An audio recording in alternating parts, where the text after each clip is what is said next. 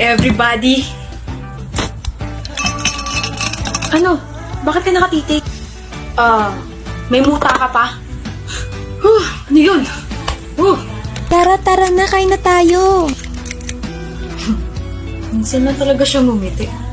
Ganda niya. Uy, ikaw. Delikado yan, ha?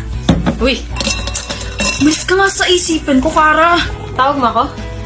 Sabi ko, tara. Tara na, Christian. Gutom na ako. Ganyan din ako kay Jessie dati, pre. Naiintindihan kita. Yung ganyan. Kunwari, hindi alam kung ano sinasabi ko. Okay lang yan, pre. Nasa second stage ka pa lang naman. In denial.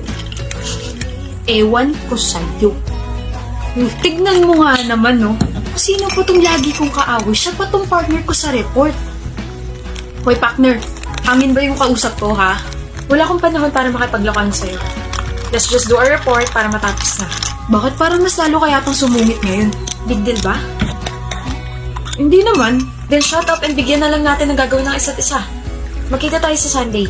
And always reply to my messages. Okay? Bawat araw talagang lumilipas, lalo siya sumusungit. Ay, hindi ako late. Pogi ko, no? Sa totoo lang, malabo talaga mata ko eh. Wala akong pake. Sungit! Okay, so ito yung magiging introduction natin. And then instead of asking some questions sa audience, let's have a proper debate para alam nila. Nakikinig ka ba? Kung hindi, pwede ka nang umalis. Galit ka ba sa akin? We have to finish our report.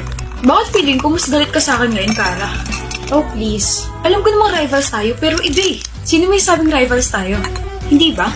Di ba yun naman yung gusto natin para intense yung labanan sa ACADS? Gusto mo yon. Pero ako, hindi ko gustong rivals tayo. Kara, gusto ko maging tayo.